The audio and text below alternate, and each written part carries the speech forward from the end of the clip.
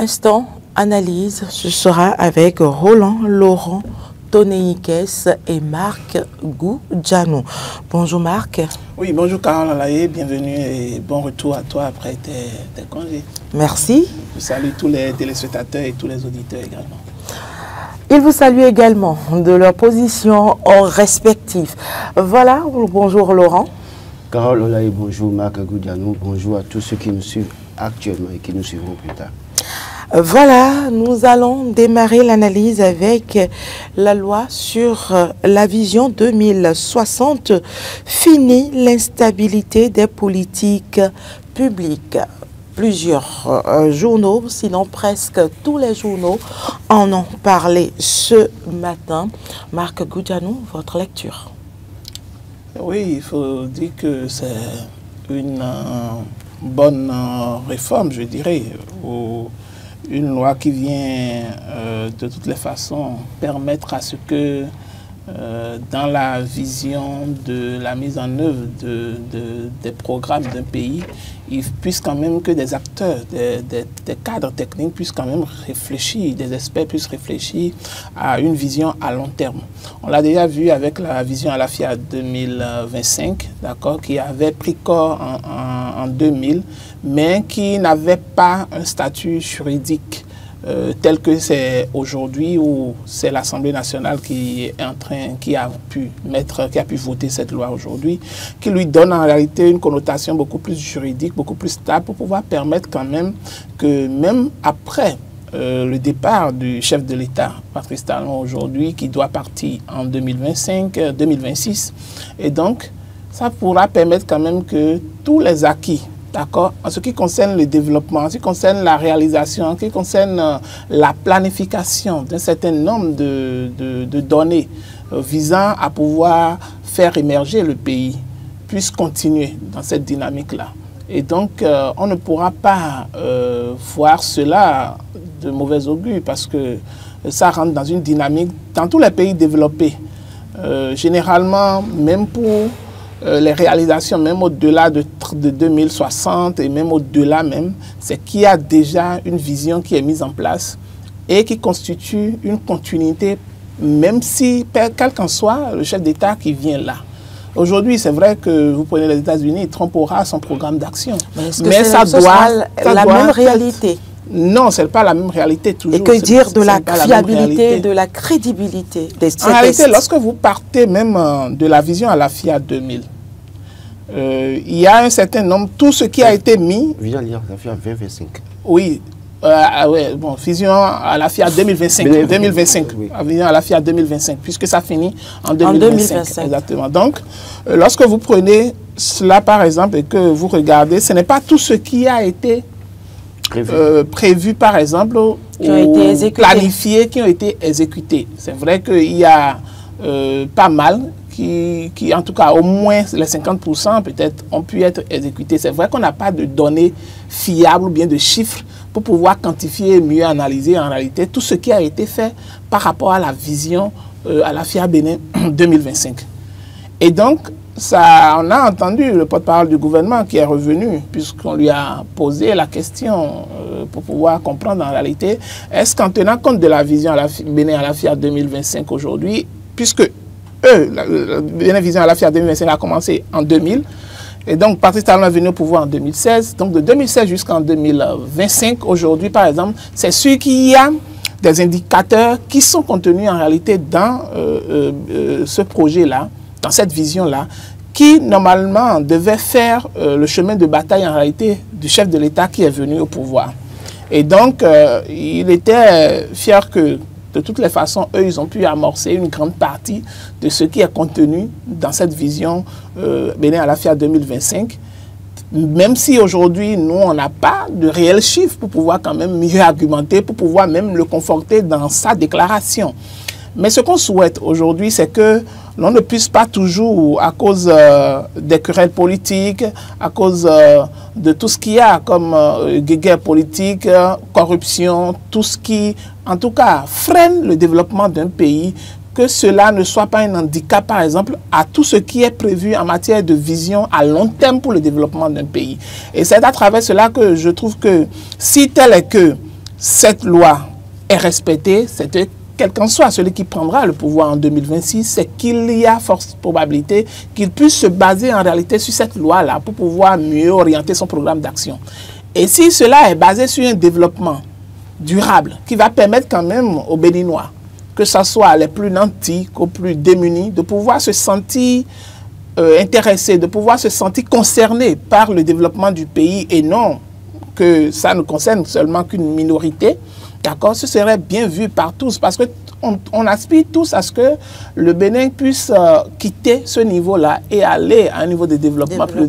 Et on a vu, ne l'occupons pas du tout. Après l'arrivée de Patrice Talon, c'est vrai qu'on a eu beaucoup de prouesses en matière de développement, en matière de PIB et en matière de plusieurs autres secteurs, par exemple, vous prenez la digitalisation également, plusieurs autres secteurs. Mais il reste encore tellement d'insuffisances qu'il faille corriger. Et je pense qu'avec les experts qui vont travailler sur cette question, sur cette loi, il y aura quand même beaucoup de questions qui touchent beaucoup plus, par exemple, au social, qui seront beaucoup plus abordées, qui touchent à la santé, qui sont des secteurs clés selon moi, qui ne doivent pas être occultés. Lorsque je dis qu'un chef d'État vient, en réalité, ce qui doit être réellement l'indicateur qui doit permettre de pouvoir mieux l'évaluer pour moi, ce n'est pas seulement les réalisations en matière d'infrastructure, c'est également l'éducation qui est un secteur très clé pour l'avenir des enfants qu'on aura demain. Il y a le secteur de la santé. Qu'est-ce qu'on en est aujourd'hui avec le projet H aujourd'hui au Bénin? Donc, qui est un projet social qui touche à la santé, qui est très primordial pour le devenir des Béninois. Et donc, si on ne prend pas en compte cela dans cette vision 2060, et même si on prenait en compte dans la réalisation, il faut qu'on puisse toucher de façon concrète ces réalités-là qui touchent à la population. Et lorsqu'on quitte le secteur de la santé, on va également au niveau du secteur de l'énergie, de l'autonomie. C'est vrai qu'il y a eu beaucoup de prouesses. De l'environnement, avec de l'environnement, exactement. Et limiter également, je dirais, la corruption, parce que c'est également un facteur qui ralentit le développement d'un pays si on n'arrive pas quand même à sectorier les fuites de capitaux qu'il y en a. Mais malheureusement, c'est que la plupart de ces acteurs, ce sont ceux qui dirigent le pays. En ce moment-là, en réalité, la majeure partie des affaires de corruption sont liées au gouvernement, sont liées à des acteurs qui travaillent dans le système, qui dirigent le pays. Et donc, pour ça, il va falloir quand même que les Béninois comprennent que, mis à part l'aspect politique qui est toujours prôné ou qui est toujours mis en valeur au Bénin, qu'on pense réellement au problème de développement. Ce qui fait que, généralement, je dis, lorsque un chef d'État arrive au Bénin, parfois, il se concentre beaucoup plus sur les problèmes liés à la politique et s'écarte en réalité des vrais problèmes des Béninois qui concernent réellement le développement, le quotidien des Béninois. Et je pense que Bénin Vision 2060 prendra toutes ces remarques en compte. Voilà, Roland Toney-Nkès, que dire de la crédibilité et de la fiabilité de ces tests déjà? D'abord, quand vous êtes un être humain déjà et que vous n'avez pas de vision, c'est que vous n'évoluez jamais, vous ne réussirez à rien réaliser dans votre vie. Tout part d'une vision. Et donc, il faut quand même déjà remercier ce gouvernement qui fait ce travail assez louable en mettant en place une vision à long terme. Et cette vision, c'est jusqu'en 2060. Alors, cette loi en question servira de socle pour l'élaboration des plans de développement quinquennaux. Cela suppose que, cela veut dire en réalité que dès lors que nous avons un président de la République et qu'il vient, ou bien déjà même là maintenant avec les potentiels candidats, il doit pouvoir commencer par nous proposer, en tout cas leur société, et on compare avec la vision 2060 évidemment. Et donc si vous êtes candidat et que votre discours ne cadre pas fondamentalement avec la vision 2060, en réalité les populations devraient en réalité commencer par faire la part des choses. Et c'est pourquoi je voudrais en appeler au gouvernement maintenant. La loi est votée, je pense que véritablement si elle est promulguée, en réalité il faut maintenant vulgariser ça pour que même le dernier citoyen puisse avoir ce document en main pour voir si quelqu'un est même candidat dans les élections, pour les élections législatives ou communales de ma localité, il vient. Et son discours, ce qu'il tient comme discours, ne cadre pas avec ce que j'ai dans le document qui est prévu pour le développement de mon pays. En réalité, je dois pouvoir faire la part des choses. Donc, c'est déjà un pas assez considérable pour lequel, moi, je pense qu'il faut vraiment féliciter le gouvernement et féliciter les députés qui ont compris que oui, il faut désormais... Parce qu'avant, Bénin à la FIA 2025, en réalité, c'était un document qui ne fait pas, qui n'avait pas pouvoir de loi en réalité. Ici, c'est une loi. Parce que ça a été voté. C'est plus légal. C'est légal, c'est une loi. Et puis le problème, c'est que une loi s'impose à tout le monde. Dès lors qu'un gouvernement vient et que s'écarte de cette vision, en réalité, on peut l'interpeller pour dire attention, il y a violation de la loi Vision 2060. Donc, c'est déjà une avancée notable. Maintenant, oui, le contenu de cette Vision 2060, déjà, en réalité, ça devrait, en réalité, puisqu'on n'a pas encore connaissance du document à proprement parler, avec le temps, certainement, on reviendra là-dessus pour voir les différents aspects abordés dans ce document. Mais déjà, c'est que, oui, quand on parle de vision, c'est que déjà, on dit en 2015, déjà en 2026, voilà ce qu'il faut faire en 2031, voilà ce à quoi on pourrait s'attendre. Et donc, tout ce document doit pouvoir travailler à la résolution des problèmes auxquels les populations sont confrontées. Marc a assez bien fait de citer l'éducation, par exemple. Aujourd'hui, qu'on le veuille ou non, le régime de Patrice Talon, on dit, ils ont réalisé, oui d'ailleurs on constate, il y a de grands travaux qui ont été réalisés dans Cotonou environ, dans d'autres villes. Mais qu'en est-il de l'éducation? Quelles ont été les grandes actions dans le secteur de l'éducation? Vous imaginez, c'est vers la fin de l'année, hein, il y a quelques semaines, qu'en Conseil des ministres, on a décidé de refaire les toitures des salles de classe décoiffées. Donc ça montre qu'il y a un problème. Alors que l'éducation est la priorité des priorités quand on fait référence à notre loi fondamentale. Et ça, on passe ça, on parle de la santé. Il a rappelé également, c'est vrai qu'aujourd'hui, tous les matins, tous les jours, on nous chante le chic, le chic, le chic, le chic. D'accord, le chic, oui, c'est une prouesse. Il faut apprécier. Mais dans nos coins reculés, dans les localités, vous allez à Segbana, à Kandi, à Bembereke, à Bokombé, est-ce que les centres de santé ont le nécessaire pour prendre en charge des cas urgents aujourd'hui? Est-ce qu'il y a la disponibilité de l'énergie? Est-ce que autant de questions qu'on peut se poser. Donc, il y a ces choses qu'il faut régler. Et puis après, la question fondamentale de la corruption. Donc, dans cette loi, je crois que oui, il y aura des dispositions, à proprement parler, pour contrer davantage les effets de la corruption. Et puis, moi, je crois que... L'initiative, donc, a priori, mais ne pensez-vous pas qu'elle doit être accompagnée, comme le pense Daniel Eda, d'une vision politique claire? Oui, non, c'est ce que je dis. En réalité, c'est une loi qui a été votée, qui montre le chemin, qui trace en réalité. Il y a, en fait, le canal est montré. Comment on peut aller au développement. Pour moi, c'est comment j'interprète cette... J'ai parlé tout à l'heure du socle, d'accord, d'élaboration des plans quinquennaux de développement, quinquennaux. Donc, oui, c'est une base. Oui, c'est vrai que je peux dire que j'ai envie d'acheter cette voiture demain. Et puis après, ça dépend de la manière dont je m'y prends. Donc, je pense que véritablement, oui, il y a une volonté politique qui doit accompagner. Et c'est pourquoi je disais que chaque fois que nous avons des élections, qu'il y a des candidats qui viennent, avec leur projet de société, il faut comparer avec cette loi Vision 2060 pour voir quelle est la similitude, quel est le rapprochement en réalité à proprement parler. Donc, je suis d'accord avec lui, oui, que même si vous avez une loi Vision et que vous savez que c'est ceux qui sont au gouvernement qui sont assez forts et qui parfois se permettent de ne pas respecter les tests, il peut arriver qu'un gouvernement vienne et ne veuille pas respecter cette Vision 2060. Et qu'est-ce que le paysan de Tukuntuna peut lui dire? Qu'est-ce que Laurent Tonné, question plateau peut dire? Je peux venir parler. Mais évidemment, il dira, mais lui, il bavarde, je fais ce que je veux. Donc oui, il faut vraiment une vision politique claire. Donc, il revient à tous les acteurs politiques de s'approprier cette vision 2060 et de comprendre que désormais, on ne navigue pas à vue.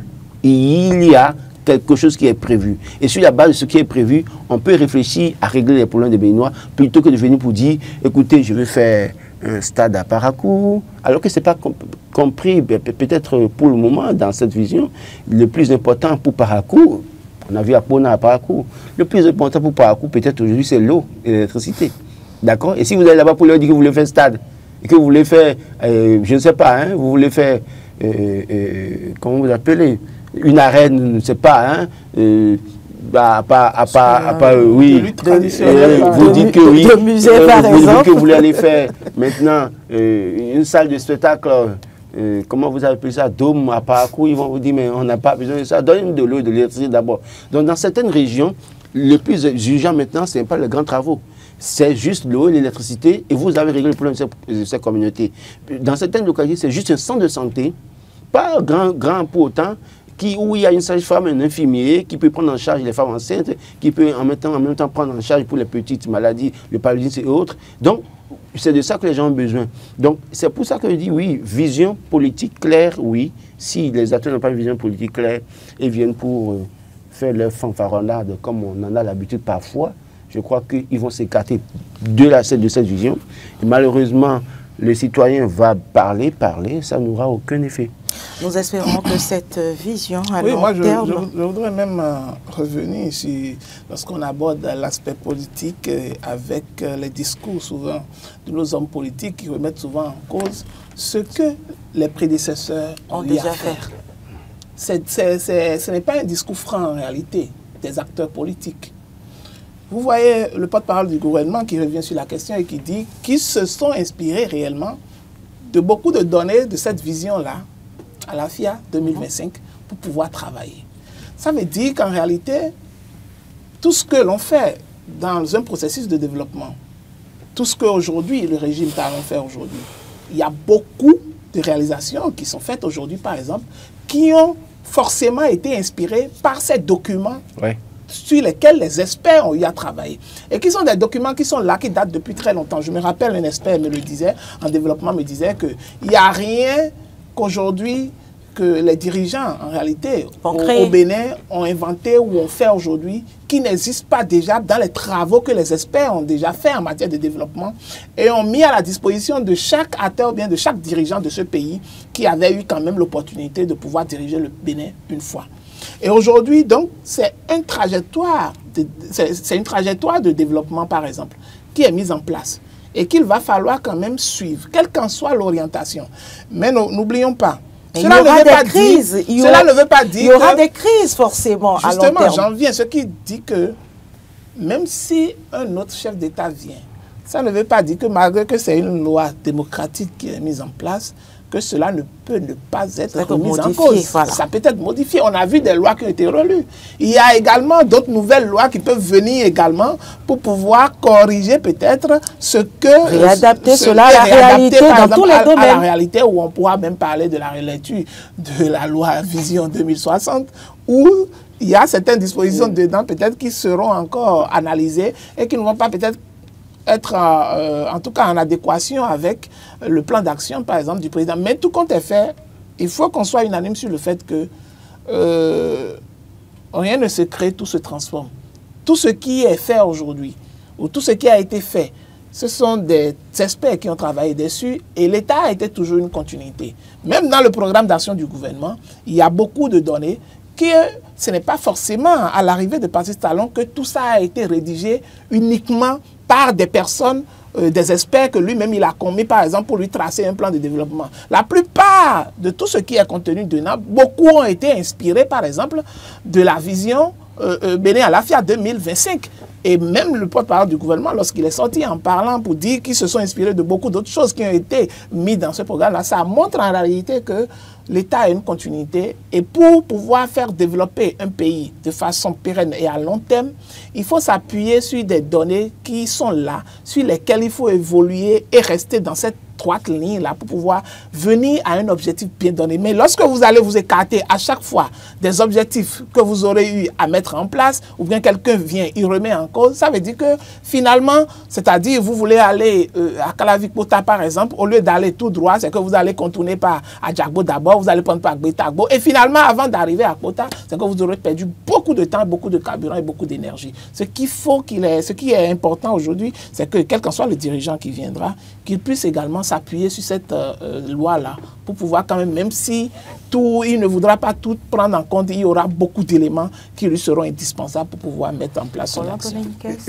En fait, moi, je voulais croire que cette loi, en tout cas Vision Bénin 2060, a été élaborée en ne tenant pas compte des considérations politiques. Parce qu'on nous a dit que c'est un travail d'expert. Donc un travail d'expert, en réalité, n'a pas de connotation ou de coloration politique. Et si les gens ont respecté ce principe-là, je pense que tout gouvernement qui vient en réalité, et d'ailleurs dans une vision, ce n'est pas qu'on dit qu'on ira faire un stade à Natitengou en 2030, ce n'est pas ça. En réalité, on dit, voilà, en 2030, on veut que tout le territoire national soit couvert en eau potable. regardez, en 2038, on veut que déjà, dans toutes les localités du Bénin, au moins dans tous les arrondissements, qu'il y ait l'électricité, par exemple.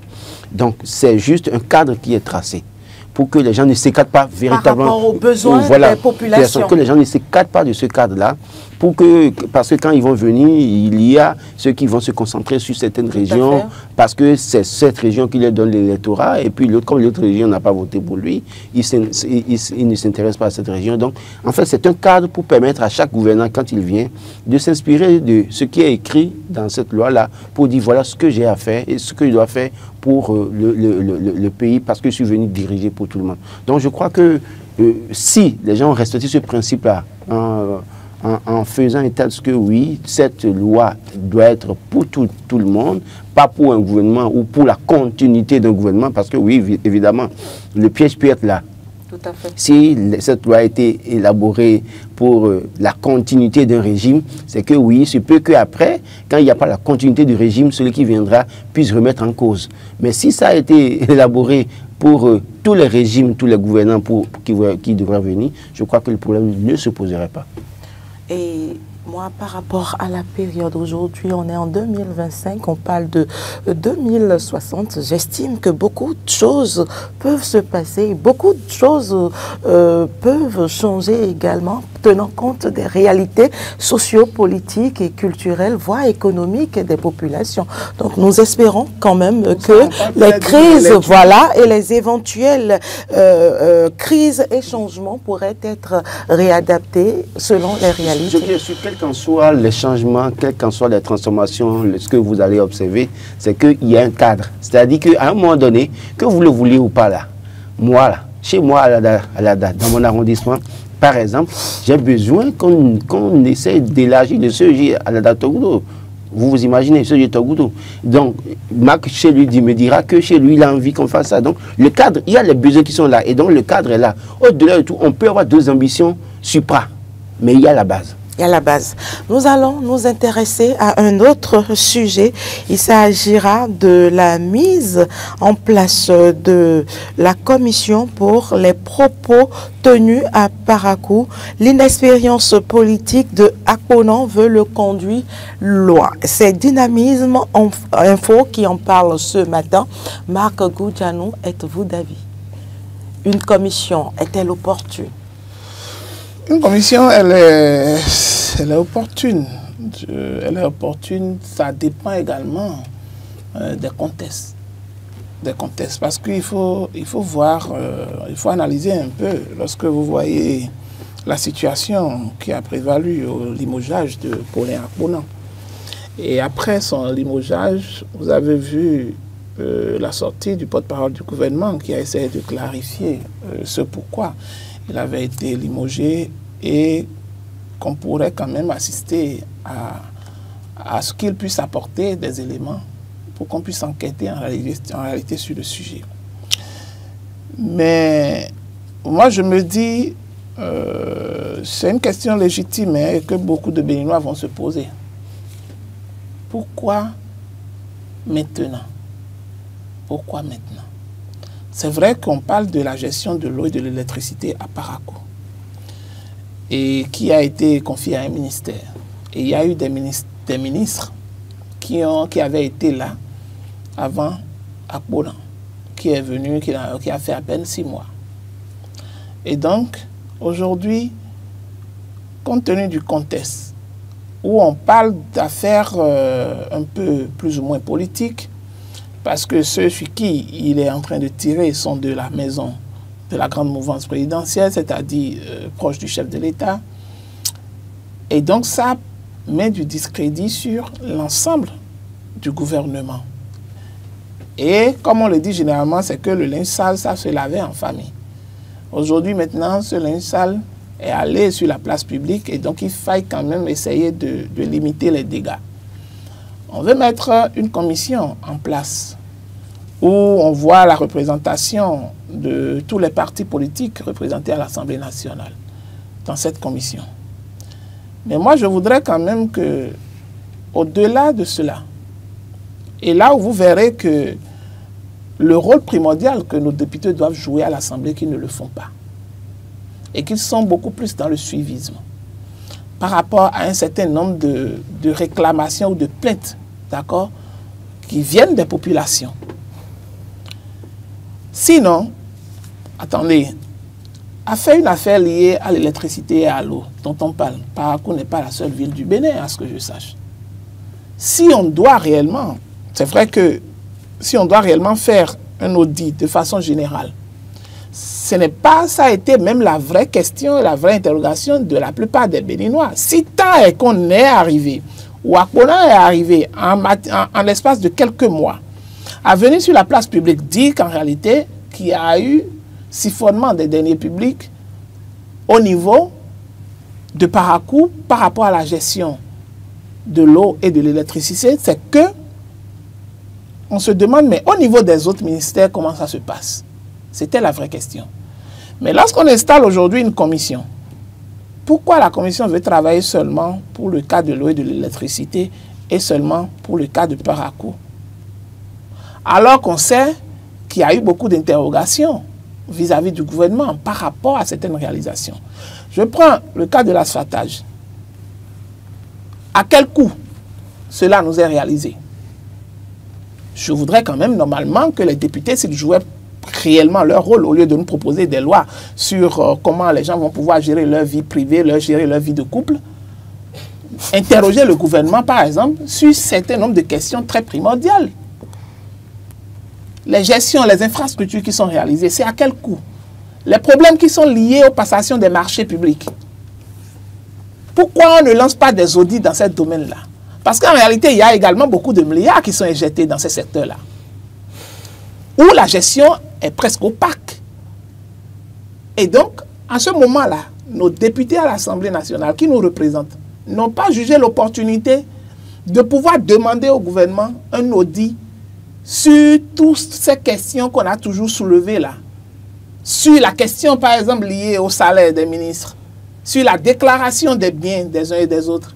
Pourquoi on ne va pas soulever une commission d'enquête pour pouvoir auditer au niveau de tous ces ministères, au niveau de tous ces mécanismes, par exemple? Je vais insinuer qu'en réalité, que ce n'est qu'un jeu politique, selon moi, qui a un objectif précis, un objectif bien déterminé. Lequel? Que je ne voudrais pas dire, mais que la plupart des Béninois vont constater avec le temps.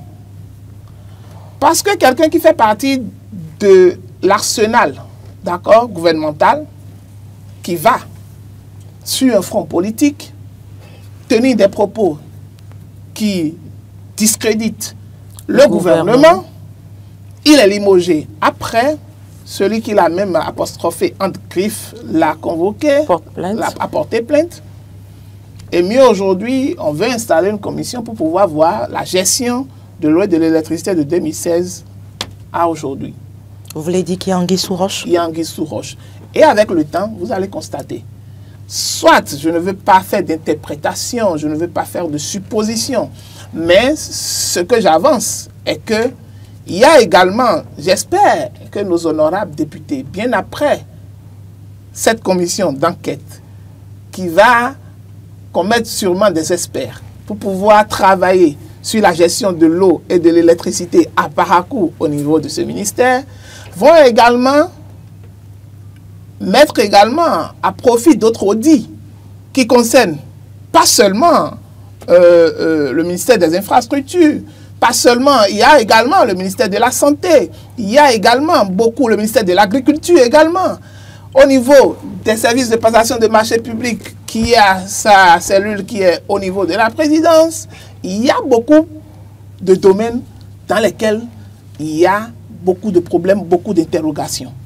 Et donc, s'ils s'arrêtent uniquement là, et qu'ils ont toujours été silencieux par rapport à tout cela qui a été dénoncé, à toute cette opacité au niveau de la gestion des fonds publics, des fonds des citoyens, et donc, il faille quand même qu'on puisse les espérer aller au-delà de ce qu'ils sont en train de vouloir installer là.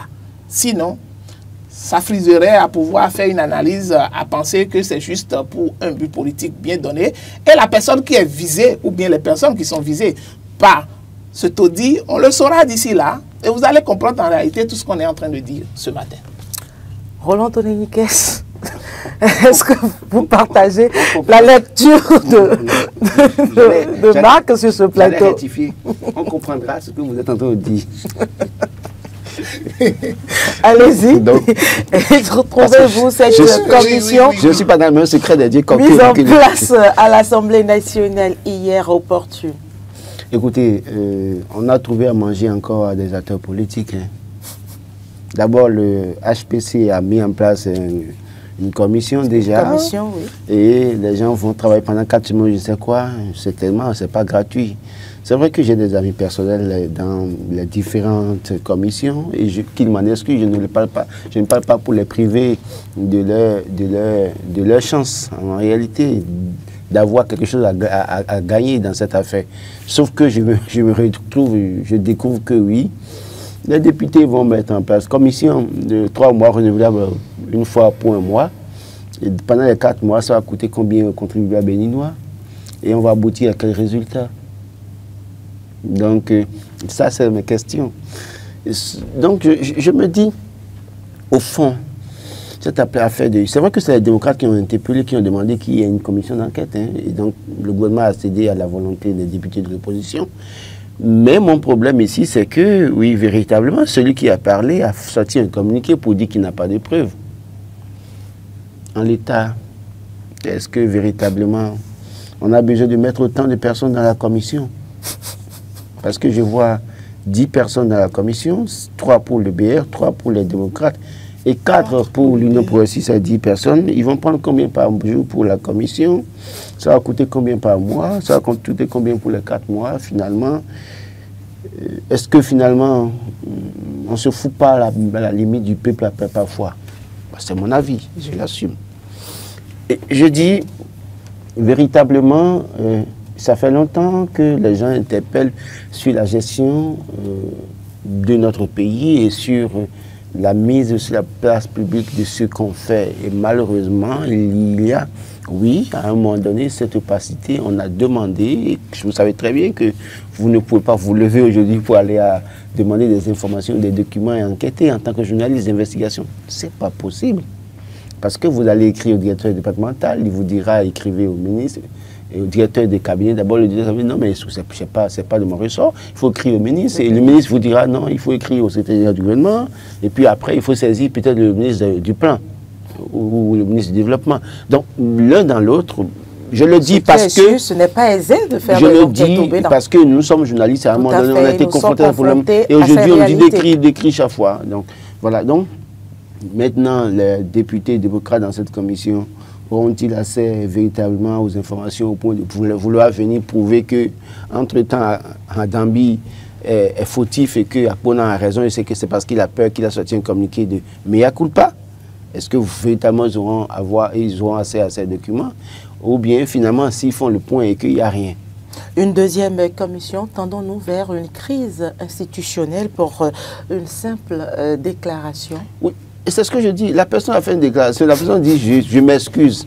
Voilà, j'ai fait en tout cas, c'était une erreur de ma part. Et on a été clair en comprenant ça. Donc maintenant, si le HPC se montre... D'abord, même la Jacques Mingan, en réalité, je n'ai pas compris. C'est-à-dire que depuis qu'il est nommé, c'est vrai que oui, il a mis en place cette commission. Ce n'est pas quand quelqu'un fait une déclaration que lui va mettre en place une commission pour vérifier. En réalité, son travail au quotidien, c'est de descendre dans les ministères et de vérifier. Son travail quotidien, c'est de descendre dans les ministères et même à la présidence pour aller vérifier. Si on le lui permet, même à lui-même. Bon, maintenant, lui, il attend que quelqu'un fasse une déclaration et c'est sur ça maintenant qu'il vient faire le bomber le torse à la télé et lit les noms et c'est lui qui a mis en place la commission pour venir travailler pour qui. Parce que là, maintenant, c'est une occasion pour aller émager. Moi, je pense que véritablement, il faut qu'on se dise la vérité. Si on est sûr et on sait que ça ne va pas aboutir, autant mieux dissoudre cette commission-là, qu'on passe à autre chose, évoluer quoi. Parce qu'en l'état, vous pensez que véritablement, si on arrive à prouver qu'il y a il y a eu siphonnage là, c'est bon pour le gouvernement en place, c'est bon pour les élections qui arrivent. D'abord, c'est pas bon du discrédit, je l'ai toujours dit pour le gouvernement, et ça entache leur crédibilité. Et le peuple va dire maintenant, ou bien les gens vont dire, allons dans d'autres ministères. D'ailleurs, je l'ai dit, si on arrive à prouver, envie de laver s'ils arrivent son honneur et s'ils arrivent à prouver, et de faire taire et de ne pas... Attendez, s'ils arrivent à prouver qu'il y a mal donne dans ce ministère, c'est qu'en réalité, il faut maintenant élargir l'audit au niveau des autres ministères. C'est un premier point. Et déjà, ce n'est pas bon pour le gouvernement. Deuxième chose, c'est pour ça qu'en réalité, je dis, est-ce que... parce qu'il a dit qu'ils vont vérifier si les prestations de marché ont été respectées, est-ce que les fonds pour les projets, ça a été vraiment utilisé bien, de toute façon. Maintenant, si les documents n'existent plus, on fait comment? Bref, c'est une parenthèse. Maintenant, quand vous les finissez ça, à Dambi, là, à Parakou, là, déjà, le projet titulaire est en difficulté. D'accord? Vous pouvez que... Vous pouvez, le titulaire de chair, oh oui, si vous voulez. C'est vous qui, non, c'est vous qui dites ça. Parce que vous aurez affaire aux enseignants du projet d'université qui ont véritablement le titre. Bon, donc, il est déjà en difficulté. Et il ne cherche pas tous les moyens pour venir, mais on ne sait pas comment ça va se passer en 2026 pour lui. Sauf s'il y a d'autres manœuvres pour lui permettre de revenir.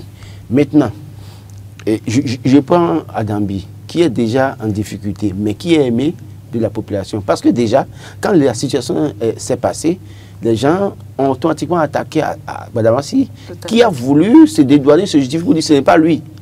D'accord? Qui n'est pas instigateur. Alors qu'il était présent. Oui, mais c'est pas un peu être présent. Vous et moi, on parle sur le plateau maintenant. Non.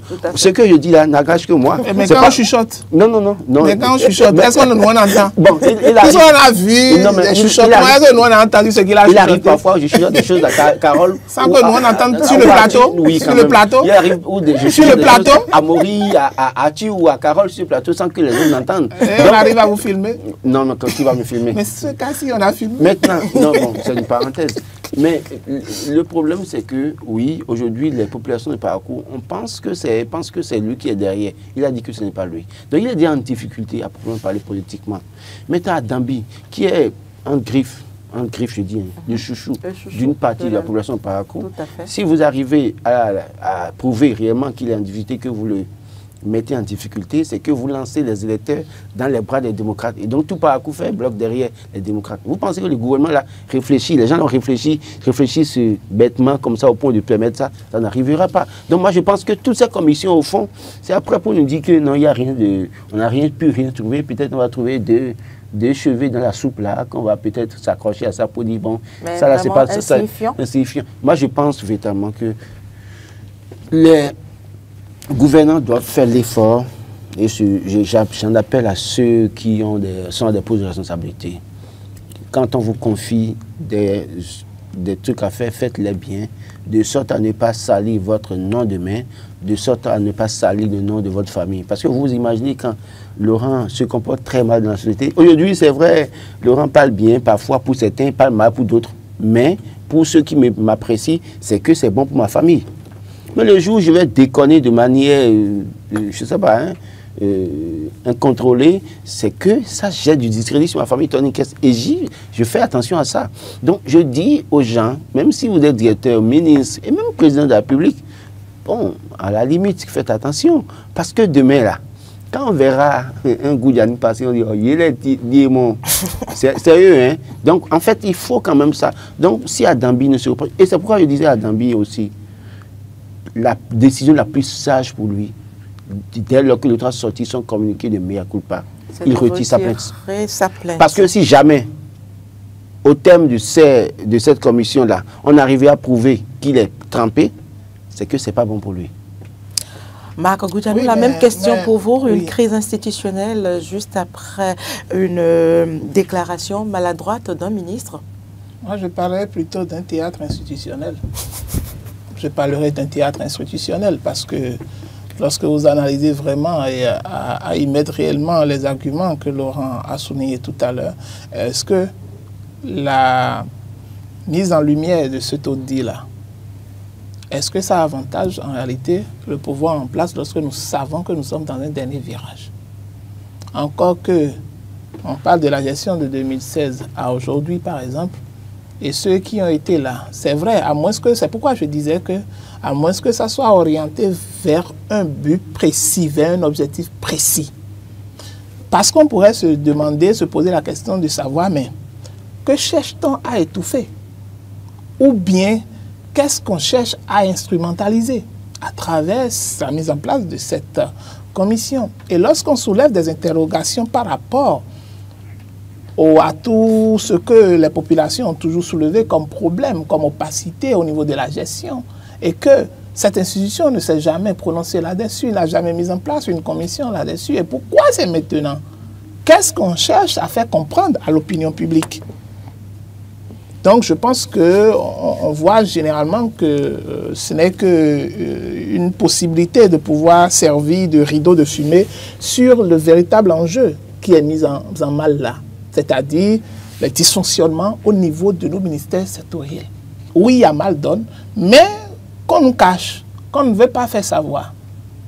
Et ça, à quand? Jusqu'à quand? Ne vous étonnez pas qu'après 2025, après 2026, si éventuellement le pouvoir changeait de camp, ne vous attendez pas à assister peut-être au plus grand scandale financier que le Bénin ait jamais connu.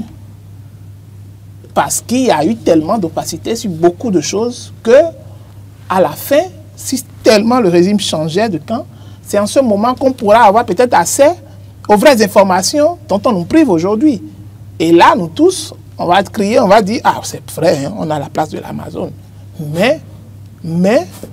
Merci, Marc. Je pense véritablement qu'aujourd'hui, le véritable problème, c'est que les gens ne commencent pas à rendre public ce qu'ils font. Vous savez, j'ai été attaqué de tout temps quand j'évoque la question du coût des infrastructures. Ce n'est pas que je le dis par méchanceté ou par mauvaise foi. Je le dis pour aider même le régime. Quand vous rendez public, ça vous aide. Parce que si vous ne rendez pas public que demain, on attend les coûts, ça peut surprendre et ça peut choquer. Donc quand vous commencez par préparer les gens à accepter une certaine chose, les gens, quand on annonce le prix, le coût après, ça ne peut pas surprendre, ça ne peut pas choquer. Maintenant, au-delà de ça, je pense véritablement que cette affaire, Paulin Aponah, peut-être le ministre, si vous voulez, Paulin Aponah, l'ancien ministre, oui, aurait dû peut-être, n'aurait pas dit ça et qu'on n'en serait pas là. Et s'il le dit et qu'il revient à dire non, c'est pas ça. Moi, je dis, c'est pourquoi je dis je ne crois pas à cette commission-là. Sauf qu'il peut venir me surprendre pour dire qu'il y a vraiment quelque chose après. Quand la situation s'est posée, la première sortie du porte-parole du gouvernement il a dit au cours de cette sortie que le ministre n'était pas sorti du gouvernement pour manifestation, mais pour faute politique. Vous voulez que demain on prouve pour remettre en cause ce que le porte-parole du gouvernement a dit? Il a porté la voix du gouvernement. Hein. Bon. Merci Roland Tonnerikes pour toutes ces analyses, pour toutes ces lectures. Merci Marc également.